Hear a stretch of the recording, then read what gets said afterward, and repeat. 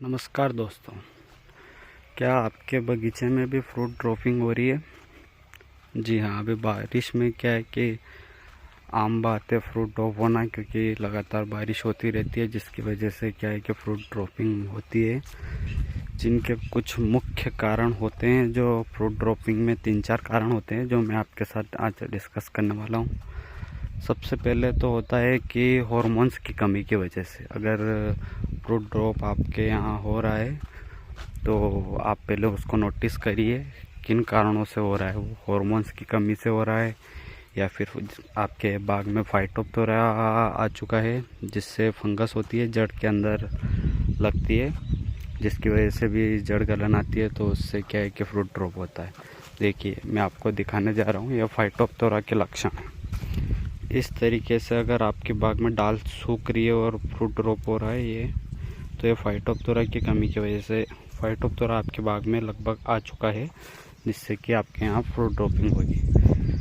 ये देखिए, ये डाल सूखने लगी, पीली पड़ रही है और ऐसे सूख जाएगी। इस पर अगर फ्रूट लगा हुआ है आपके तो फ्रूट भी ऐसे पीला होके गिर जाएगा। इस पौधे के नीचे आप देखिए कितने सारे फ्रूट गिरे हुए हैं। इस पौधे में फाइटोप्थोरा की वजह से लगभग फ्रूट ड्रॉपिंग हो रही है। और ये एक ही नहीं है, छुटका एक दो हर पौधे में हमको दिखाई देंगे। ये फाइटोप्थोरा की वजह से दिख रहे हैं सारे, ये देखिए। और एक और होता है हॉर्मोन्स की कमी।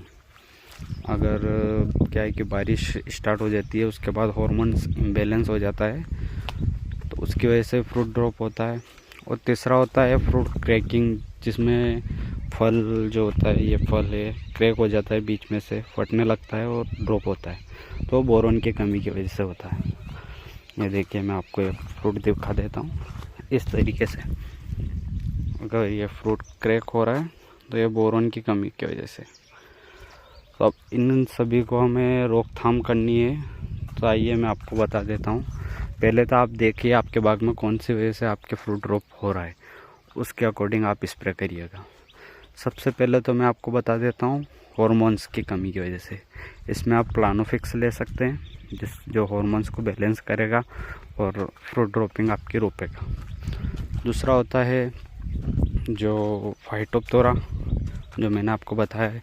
फाइटोप्थोरा के लिए आप सबसे बेस्ट ट्राइकोडर्मा लीजिए और उसको आप मल्टीप्लाई करिए गोबर के साथ या वर्मी कंपोस्ट के साथ मिला के उसको मल्टीप्लाई करिए।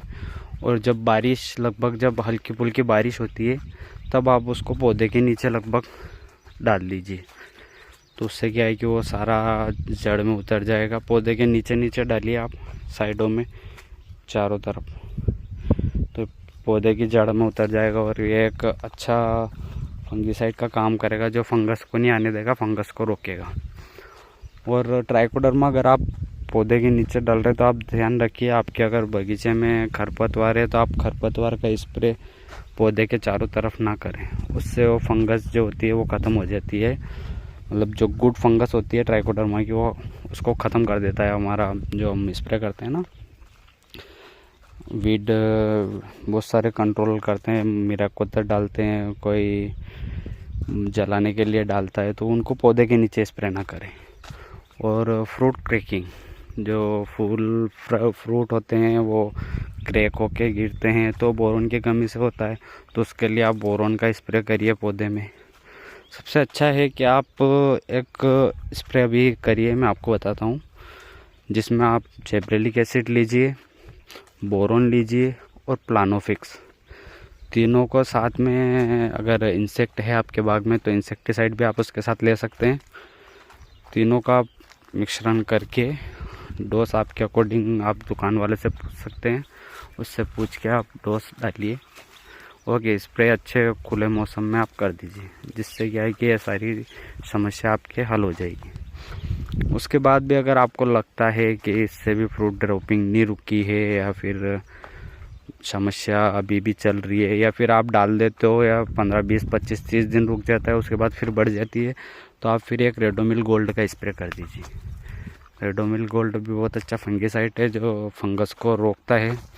आपने ज़मीन में तो दे दी है, पौधे पे भी अगर कोई फंगस लगी है तो उसको रेडोमिल गोल्ड ख़त्म कर देगा।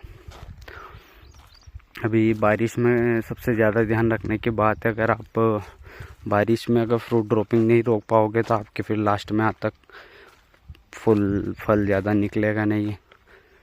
इसलिए आप इन बातों का ध्यान रखिए और स्प्रे टाइम पे करिए। धन्यवाद किसान साथी।